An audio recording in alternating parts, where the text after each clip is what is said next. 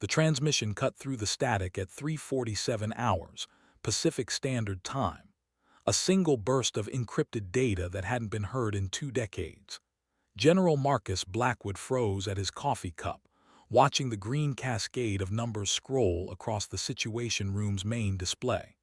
Around him, junior officers shuffled nervously, their eyes darting between the screen and their commanding officer's stone-cold expression.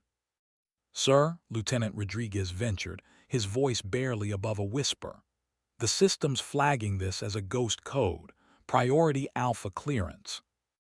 Blackwood's jaw tightened. Ghost codes were supposed to be extinct, relics of a classified operation that officially never existed. The kind of thing buried so deep that even mentioning them could end careers. Yet here one was, pulsing like a heartbeat on their most secure channels. "Who's broadcasting?" His voice carried the weight of 30 years in uniform, each word measured and precise. "Unknown pilot, sir. F-22 Raptor, tail number obscured. They're requesting immediate clearance for restricted airspace over the Nevada test range." The irony wasn't lost on anyone in the room. The Nevada test range, where Ghost Squadron had supposedly met its end 20 years ago in what the official reports called a training accident. 7 pilots lost, no survivors, case closed. Except now someone was broadcasting their codes, flying their patterns, requesting access to their old hunting grounds. Blackwood studied the tactical display, watching the lone aircraft's approach vector. Whoever was flying that Raptor knew exactly where they were going. The flight path matched archived Ghost Squadron routes with surgical precision, threading through restricted zones that weren't supposed to exist on any current navigation system. "Sir, incoming voice transmission," the communications officer announced, adjusting his headset. "Same source." The voice that crackled through the speakers was calm, professional, unmistakably female. "Tower, this is Raven 7 requesting priority landing at Groom Lake. I have the package." Silence consumed the Situation Room. Raven 7 had been the call sign of Captain Alina Vasquez, Ghost Squadron's lead pilot. The woman who died 20 years ago when her F-22 disappeared into a classified mission that never came back. The woman whose body they'd never recovered, whose family had been told she died serving her country in ways they could never understand. Blackwood's coffee cup trembled in his grip. He'd been there that night, a young colonel watching his best pilots vanish into the darkness on orders that came from so high up the chain of command that even now, as a general, he didn't have full clearance to know what Ghost Squadron had really been tasked to do. "General," Rodriguez's voice seemed to come from very far away. "Your orders, sir." The radar blip continued its steady approach, carrying with it ghosts that were supposed to stay buried. The F-22 Raptor materialized out of the pre-dawn darkness like something conjured from metal and shadow. Its stealth profile cut through the Nevada sky with predatory grace, wingtips barely visible against the star-scattered horizon. In the tower, air traffic controllers watched their screens with the focused intensity of surgeons, tracking an aircraft that shouldn't exist carrying a pilot who should be dead. "Raven 7, you are not cleared for approach," came the official response, though every man in that control room knew the words were meaningless. Ghost codes carried authority that superseded normal protocol, emergency powers that reached back to operations, so classified they existed in the spaces between official documentation. The pilot's response carried a hint of amusement. "Tower, I'm not asking for permission. I'm providing notification. ETA 3 minutes." General Blackwood climbed the tower stairs 2 at a time, his polished shoes echoing against metal grating.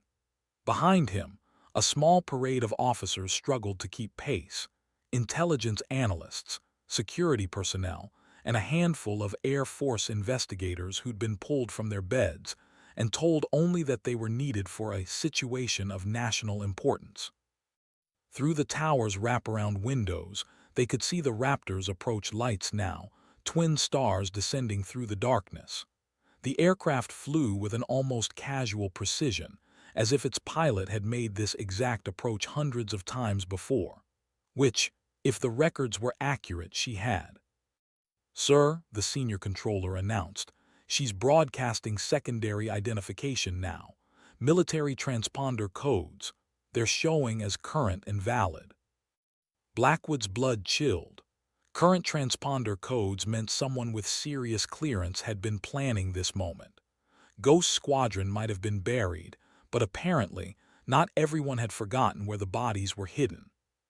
The Raptor touched down with barely a whisper of rubber against concrete, its landing so smooth it seemed choreographed. As it taxied toward the secure hangars, ground crews emerged from the shadows, not the usual maintenance teams, but specialized personnel wearing the kind of equipment reserved for handling aircraft carrying sensitive cargo. "The package," Blackwood murmured, remembering the pilot's words. What kind of package required a dead woman to deliver it? The aircraft came to rest in Hangar 7, its engines winding down with the metallic sigh of cooling turbines. Security teams took positions around the building's perimeter while technicians wheeled specialized equipment toward the fighter. Everything moved with the fluid efficiency of a long-rehearsed operation. Then the canopy opened. The figure that emerged moved with the confident economy of a veteran pilot, every gesture precise and purposeful. She wore a standard flight suit, but something about her bearing suggested years of experience, the kind of situational awareness that came from surviving missions that never made it into official reports. As she removed her helmet, shoulder-length auburn hair spilled free, and General Blackwood felt the ground shift beneath his feet. The face looking back at him through the hangar's harsh fluorescent lighting belonged to Elena Vasquez, unchanged by the 20 years that should have aged her, unmarked by the death that should have claimed her. The woman they'd buried with full military honors was very much alive, and she was smiling. Elena Vasquez walked across the hangar floor with the measured stride of someone who owned every inch of space around her. The security teams tracked her movement, but their weapons remained holstered. Ghost codes still carried enough weight to make even hardened soldiers hesitate. She carried a single metallic briefcase, its surface reflecting the harsh overhead lights like liquid mercury. 20 years, she said, her voice carrying easily across the hangar's vast interior. "I was beginning to think you'd forgotten about us entirely." General Blackwood descended from the observation deck, his entourage following at a respectful distance. Up close, Elena looked exactly as she had the night she disappeared, no gray in her hair, no lines around her eyes, as if time itself had chosen to exempt her from its usual obligations. "Captain Vasquez," his voice carried decades of buried questions, "we were told you were killed in action." "Reports of my death," she replied with a slight smile, "were greatly exaggerated, though I suppose that was rather the point." The briefcase in her hand seemed to draw everyone's attention, its presence suggesting answers to questions that had haunted classified briefings for 2 decades. Elena noticed their stares and hefted it slightly, as if testing its weight. "You want to know about the package," she observed. "Fair enough. But first, I think we need to discuss what really happened to Ghost Squadron." She moved toward a maintenance platform, her boots ringing against metal decking. The assembled officers followed, drawn by the gravity of her presence and the promise of revelations that could reshape their understanding of recent military history. "The mission brief you received 20 years ago was incomplete," Elena continued, settling the briefcase on a workbench. "Ghost Squadron wasn't lost in a training accident. We weren't even conducting a training exercise." The hangar's atmosphere grew thick with tension. Several of the younger officers exchanged glances, suddenly aware they were about to hear information that could end careers or start wars. "We were extracted," she said simply. "All 7 of us, pulled out of regular service for a deep-cover operation that required us to disappear completely. New identities, new lives, new purposes. The kind of mission where success meant never being able to come home." Blackwood's hands clenched at his sides. Extracted by whom? Alina's smile carried no warmth.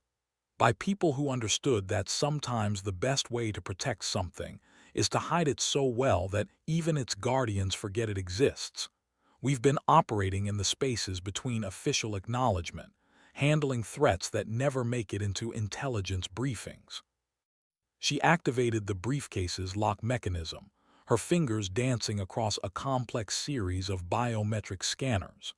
The case opened with a soft hiss, revealing contents that made every person in the hangar take an involuntary step backward. Inside, nestled in custom-cut foam, lay what appeared to be a fragment of technology unlike anything in their current arsenal, surfaces that seemed to bend light around themselves, components that hummed with barely contained energy. Alina's expression grew serious. This is why we're coming back. The fragment pulsed with its own internal light, casting shifting patterns across the hangar walls. Alina lifted it carefully, her movements suggesting intimate familiarity with its properties. The assembled officers watched in silence, their training warring with their instinct to flee from something that shouldn't exist. Recovered technology, she explained, though the words seemed inadequate for what they were witnessing. Source classified above your clearance levels, but I think you can guess where it didn't come from. General Blackwood found his voice. How long have you been sitting on this? 20 years, Alina replied matter-of-factly. We've been studying it, understanding it, learning to counter it. Ghost Squadron wasn't disbanded, we were repurposed, turned into something between researchers and soldiers, operating in the shadows while the world continued to pretend certain possibilities didn't exist. She returned the fragment to its housing, but its afterimage seemed to linger in the hangar's atmosphere. The technology is advancing faster than our ability to understand it. We need resources, official backing, and personnel who can handle what's coming. What's coming? The question came from Lieutenant Rodriguez, his voice barely steady. Alina's gaze swept across the assembled group, measuring each face with the calculating assessment of someone who'd learned to trust sparingly. Contact, she said simply. Not the kind that comes with advance notice or diplomatic protocols. The kind that arrives with capabilities we're still trying to comprehend. The implications hung in the air like a physical presence.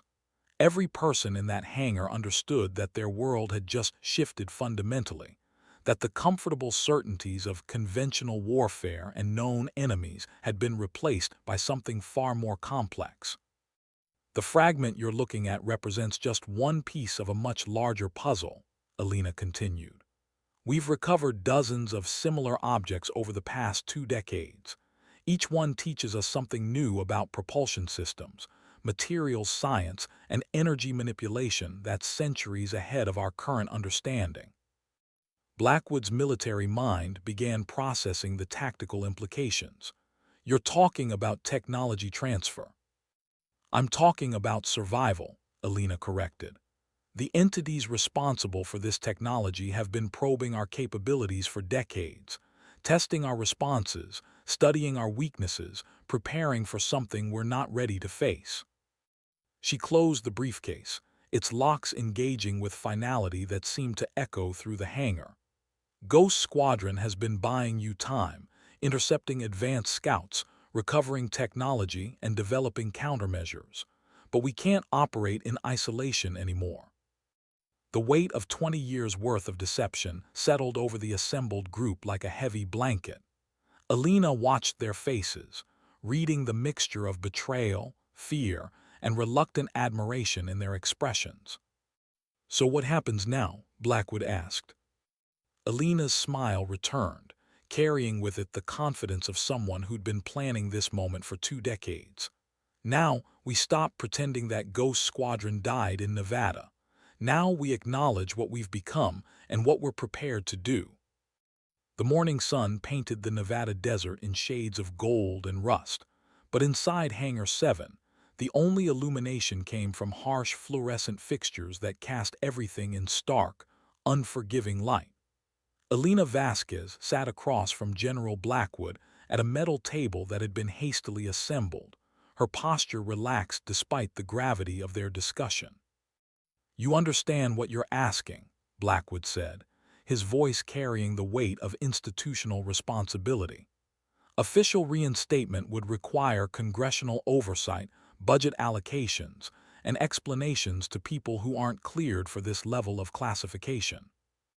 Elena's fingers drummed against the table's surface in a rhythm that suggested barely contained impatience.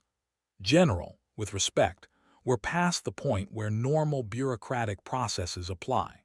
The technology I showed you represents just the tip of an iceberg that's been growing for 20 years. Behind her, the briefcase sat like a silent witness to conversations that could reshape military doctrine.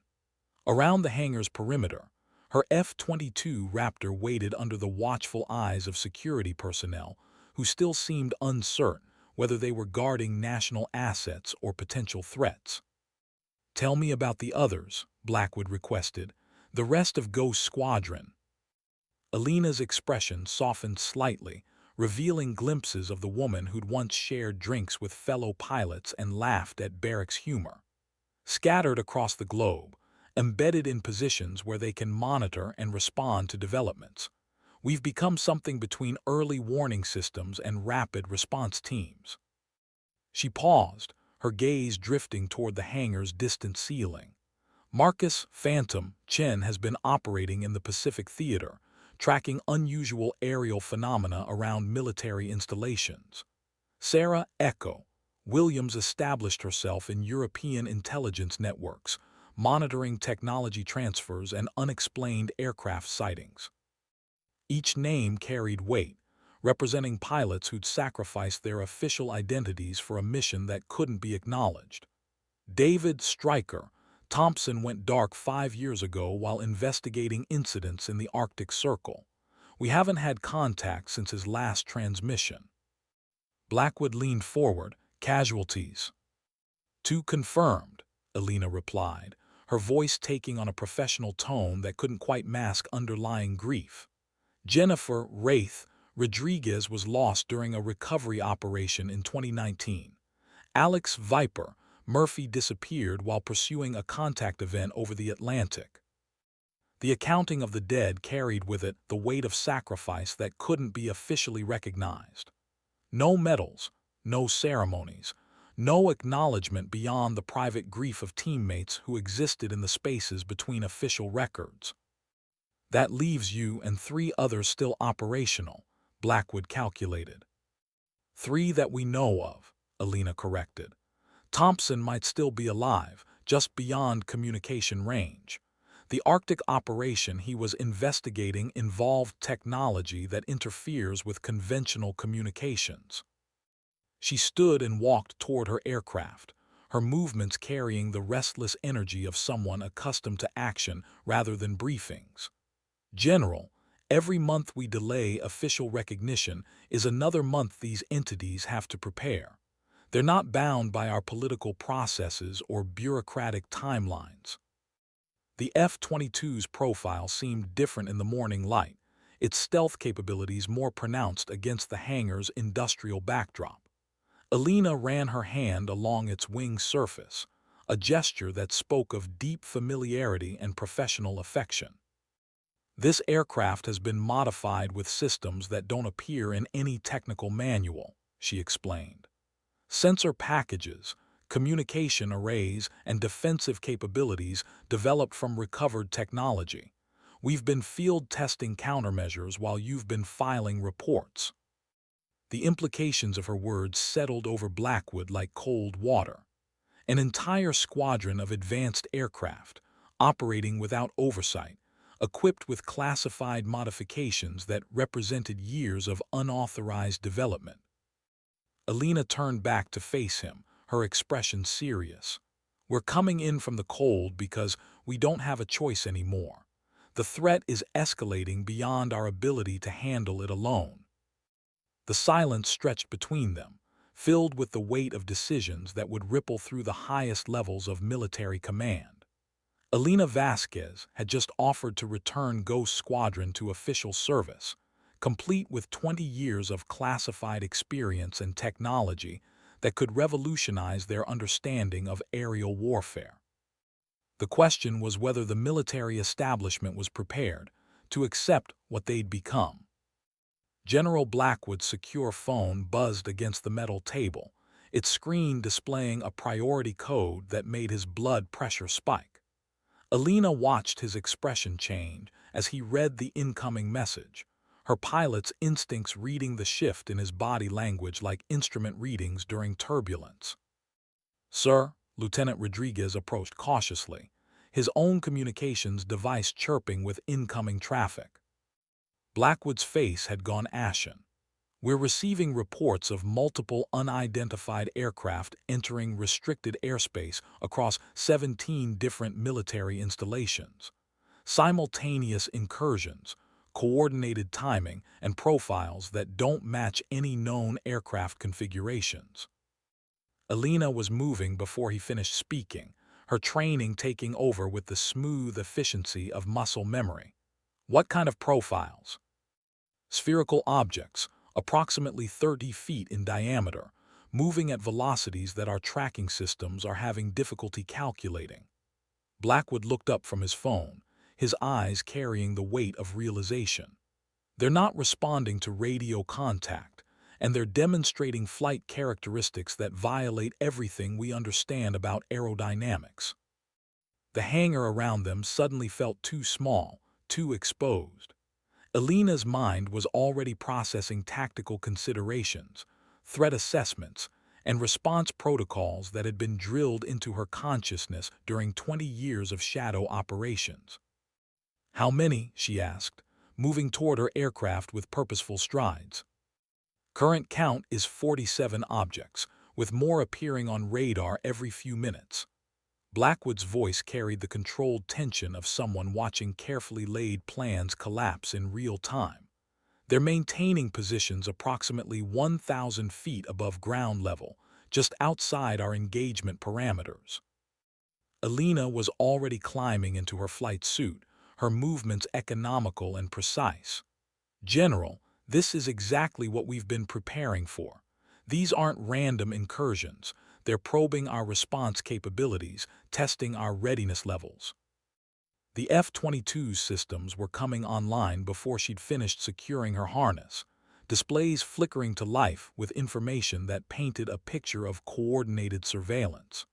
Through her helmet's heads-up display, tactical overlays showed the distribution of unidentified contacts across North American airspace. "Raven 7 requesting immediate clearance for intercept mission," she transmitted, her voice carrying the calm authority of someone who'd been anticipating this moment for decades. Blackwood's response came through official channels and unofficial understanding simultaneously. "You are cleared for investigative approach, but do not, repeat, do not, engage unless fired upon." Elena's F-22 rolled out of the hangar with predatory smoothness, its modified systems already scanning electromagnetic spectrums that conventional aircraft couldn't access. The morning sky stretched endlessly above Nevada's desert landscape, but somewhere in that vast blue expanse, humanity was being evaluated by intelligences that operated according to rules they didn't understand. "Ghost Control, this is Raven 7. She transmitted on frequencies that hadn't been used in 20 years. "Activating deep protocols. If any other ghosts are monitoring, respond on secondary channels." The response came from 3 different locations simultaneously, voices she'd trained with, flown with, and trusted with secrets that could never be shared with civilian populations. "Phantom here," came Marcus Chen's voice from somewhere over the Pacific, "tracking multiple contacts in my sector." "Echo responding." Sarah Williams' transmission carried hints of European accents accumulated during years of deep cover. "London is reporting similar phenomena." Elena's tactical display painted a picture that confirmed her worst fears and validated 20 years of preparation. The contacts weren't random. They were positioned with mathematical precision above critical military and research installations, their placement suggesting detailed knowledge of human defensive capabilities. Her modified sensors were picking up energy signatures that her conventional counterparts couldn't detect, readings that matched fragments of technology Ghost Squadron had been studying for 2 decades. The probe phase had ended. First contact was beginning whether humanity was ready or not. Alina's F-22 climbed through 30,000 feet with the efficiency of a machine built for dominance, but her attention was focused on sensor readings that defied conventional understanding. The unidentified object she was approaching appeared as a perfect sphere on her displays, its surface reflecting radar signals in patterns that suggested technology rather than natural phenomena. "Ghost Control, Raven 7 has visual contact," she transmitted, her voice steady despite the historic significance of the moment. "Object appears to be constructed rather than organic. Metallic surface with no visible propulsion systems or control surfaces." Through her canopy, the sphere hung motionless against the desert sky, its surface shifting between reflective and transparent states, as if responding to observation. Alina's modified sensors detected electromagnetic activity that pulsed with the regularity of a heartbeat, suggesting internal systems operating according to principles that human science had only begun to theorize. "Raven 7, maintain safe distance," came Blackwood's voice through her headset. "All other military aircraft have been ordered to avoid contact pending your assessment." The weight of that responsibility settled across Alina's shoulders like familiar armor. 20 years of preparation had led to this moment, humanity's first official dialogue with intelligence that originated beyond Earth's atmosphere. "Object is approximately 32 feet in diameter," she reported, maintaining her approach vector with careful precision. "No visible weapon systems, but energy readings suggest significant power generation capabilities." The sphere began to move, not with the mechanical adjustment of human aircraft, but with fluid grace that ignored atmospheric resistance. It positioned itself directly ahead of Alina's flight path, close enough that she could see surface details that her instruments couldn't resolve. Patterns of light moved beneath its surface like thoughts made visible, complex geometries that seemed to respond to her presence. Alina's training told her to maintain distance, but her instincts suggested something different, that this encounter was as much about understanding as it was about assessment. "Ghost Control, the object appears to be attempting communication," she transmitted, watching as the light patterns shifted into configurations that almost resembled mathematical sequences. "I'm detecting structured electromagnetic pulses that could represent data transmission." Her modified communication systems were picking up signals on frequencies that conventional military equipment couldn't access.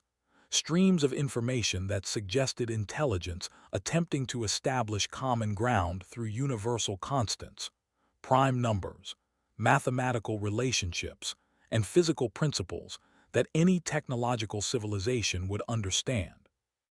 Alina made a decision that would echo through military history and first contact protocols. She activated her aircraft's modified transmission array, sending a carefully constructed response that mirrored the sphere's mathematical approach while adding elements that could only originate from human intelligence. The response was immediate. The sphere's surface patterns shifted into new configurations, complex geometries that conveyed meaning beyond simple acknowledgement. Alina's tactical computer began processing the incoming data streams, her modified systems attempting to decode information that represented humanity's first conversation with non-terrestrial intelligence. "Ghost Control," she transmitted, her voice carrying wonder that 20 years of preparation couldn't quite suppress. "We have established two-way communication." The implications of that simple statement would reshape human understanding of their place in the universe. But in the moment, Alina Vasquez was simply a pilot doing her job, serving as humanity's voice in a conversation that would define their future among the stars. Through her modified systems, she could sense other spheres across the globe, engaging in similar dialogues with her fellow Ghost Squadron pilots, each encounter adding pieces to a puzzle that was finally beginning to reveal its true scope. First contact wasn't an event, it was a process, and it had been underway for decades. The sphere's communication patterns evolved rapidly, shifting from basic mathematical concepts to complex data structures that Alina's modified systems struggled to process. Through her helmet display, streams of information flowed like digital waterfalls, each sequence representing concepts that pushed the boundaries of human understanding. Ghost Control, I'm receiving what appears to be historical data, Alina transmitted, her voice tight with concentration as she attempted to maintain formation with an object that seemed to exist partially outside normal space-time. Timeline references, astronomical coordinates, and deployment records. The implications of that last phrase sent cold realization through the communication networks linking Ghost Squadron. Alina's sensors were detecting not just first contact, but evidence of long-term observation and preparation that stretched back far beyond the 20 years Ghost Squadron had been operating in shadow. Raven 7, clarify deployment records, came General Blackwood's voice, edged with the kind of tension that preceded paradigm shifts. Alina's modified displays painted a picture that challenged everything they'd believed about the timeline of contact. Sir, I'm seeing what appears to be surveillance data dating back to the 1940s. Systematic observation of human military development, technology progression, and social evolution.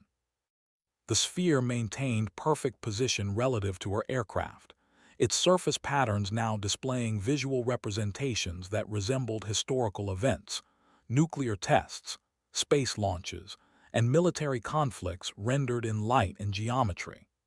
Each image carried with it data streams that suggested detailed analysis and strategic assessment. They've been studying us for decades, Alina realized, her voice carrying the weight of revelation. This isn't first contact, this is graduation. Through her communication link with other Ghost Squadron members, she could sense similar realizations occurring across the globe. Phantom's transmission from the Pacific carried confirmation of technological assessments that spanned multiple generations. Echo's reports from European airspace described cultural and political analyses that demonstrated understanding of human civilization at levels that suggested long-term infiltration. The sphere began projecting new information, technical specifications that made Alina's breath catch in her throat. The technology Ghost Squadron had been recovering and studying for 20 years wasn't debris from crashes or accidents. It was deliberate placement, educational materials left by observers who'd been preparing humanity for this moment. Ghost Control, they've been teaching us, she transmitted, her professional composure barely containing the magnitude of her realization. Every piece of recovered technology, every unexplained advancement in our capabilities, it's been a carefully managed introduction to concepts we'd need to understand for this conversation. Her aircraft systems were integrating with the sphere's data streams now, creating hybrid interfaces that operated according to principles that transcended human engineering.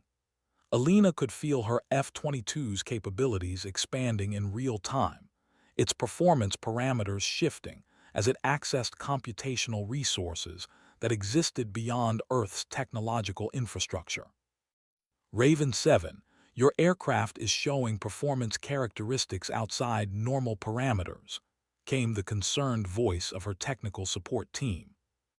Alina checked her instruments, watching readings that climbed beyond their maximum scales. Confirmed Ghost Control. I'm experiencing enhanced maneuverability, extended range, and sensor capabilities that shouldn't be possible with conventional power systems. The sphere's message became clear through direct data transfer rather than translation, Humanity was being offered partnership, access to technologies and perspectives that would accelerate their development by centuries, but only if they demonstrated readiness to accept responsibility for capabilities that could reshape their world. Alina understood that her response would commit not just herself, but her entire species, to a future they couldn't yet imagine. The decision point had arrived, carried on electromagnetic frequencies that vibrated with the weight of cosmic significance. Alina's consciousness expanded beyond the confines of her cockpit as the sphere's data streams integrated directly with her modified neural interfaces.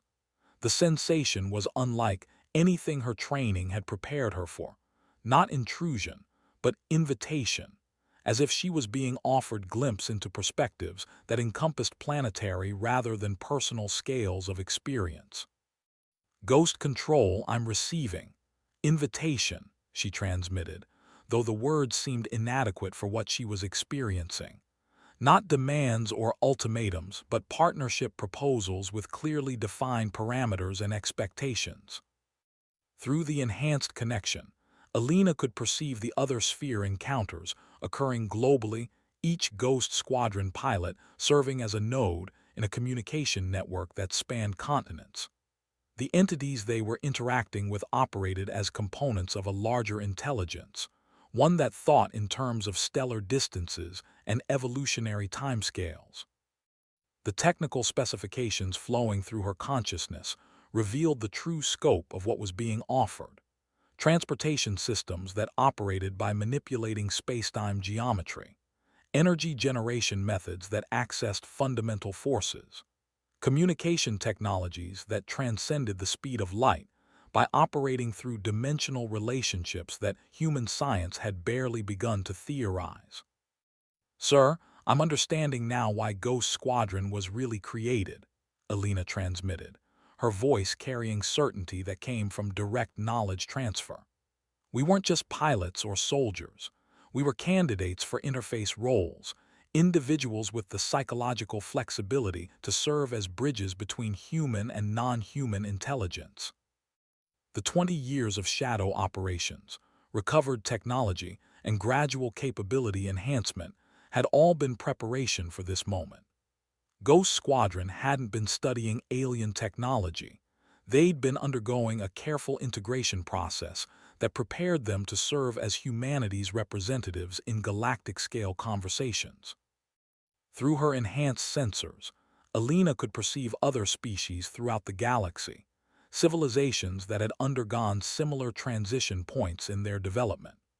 The process she was experiencing wasn't unique to humanity.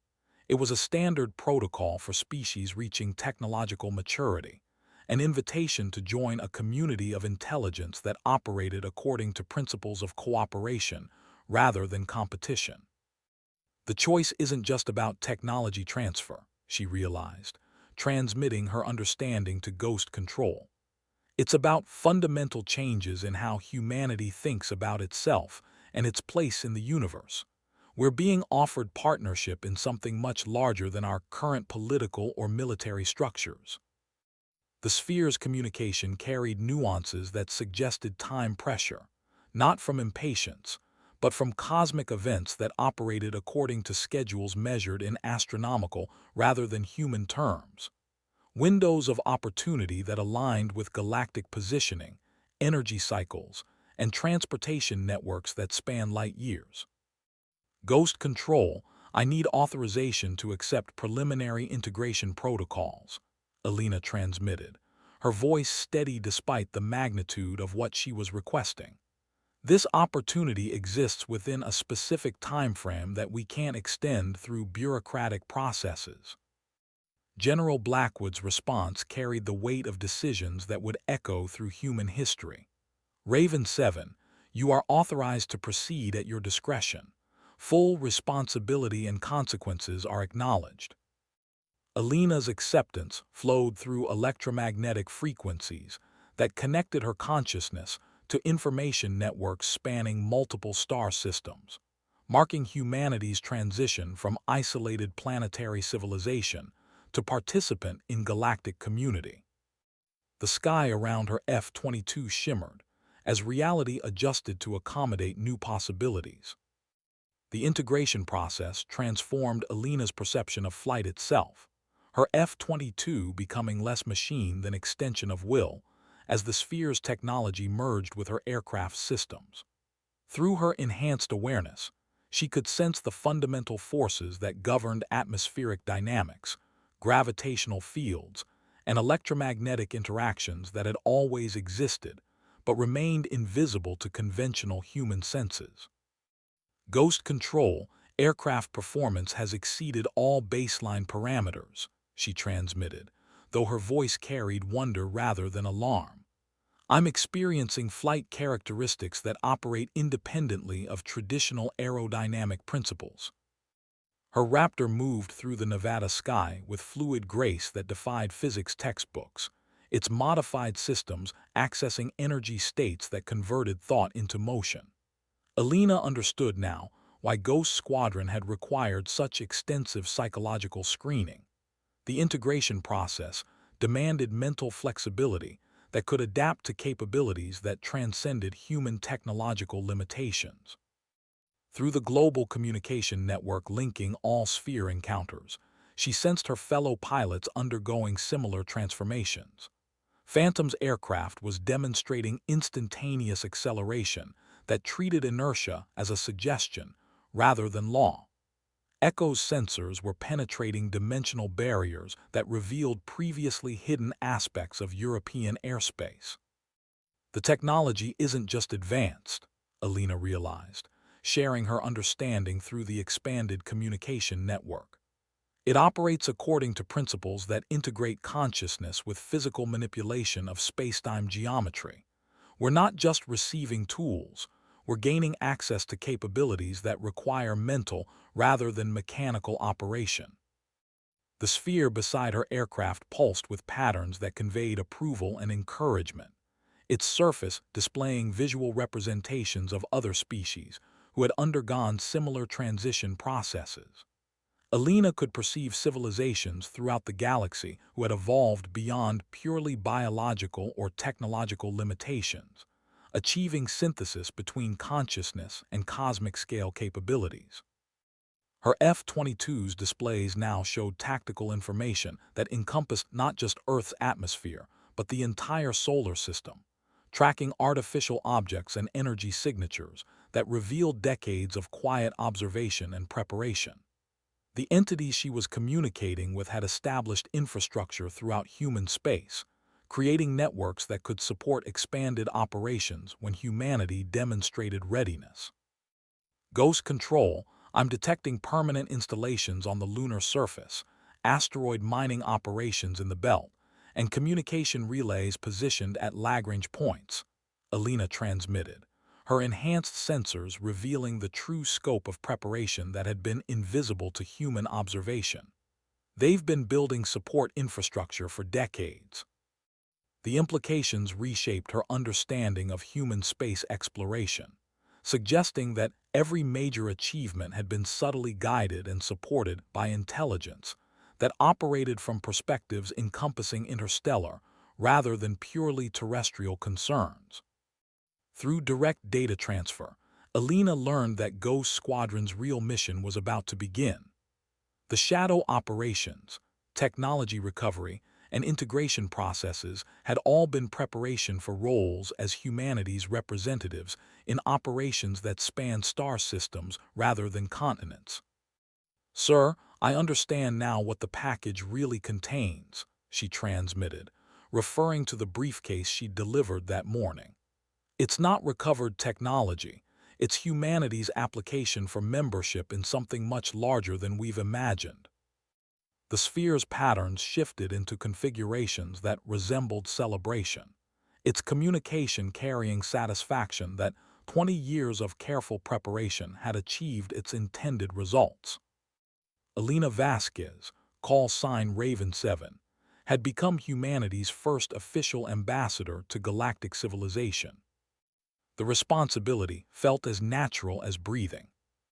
Alina's consciousness expanded beyond individual awareness as the integration process reached completion, her sense of self becoming part of something vast and interconnected, while retaining the core identity that made her uniquely human. Through the sphere's data networks, she could perceive Ghost Squadron's other pilots undergoing similar transformations across the globe, each becoming a node in humanity's first galactic-scale communication network. Ghost Control integration phase is complete, she transmitted, her voice carrying harmonics that resonated with frequencies beyond human hearing range. I'm maintaining full individual consciousness while accessing collective intelligence networks that span multiple star systems. The F-22 beneath her had transformed into something that transcended its original engineering, its stealth capabilities now operating through dimensional manipulation that rendered it invisible to conventional sensors, while allowing her to perceive reality across multiple spectral ranges simultaneously. Through her enhanced awareness, Alina could sense the sphere entities throughout human space beginning to withdraw, their observation mission transitioning into support roles as humanity prepared to assume responsibility for their own cosmic development. The training wheels were coming off, replaced by partnership agreements that treated humans as equals rather than subjects of study. Sir, I'm receiving deployment assignments for expanded Ghost Squadron operations, Alina transmitted, data streams painting tactical pictures that encompassed missions spanning light years rather than continents.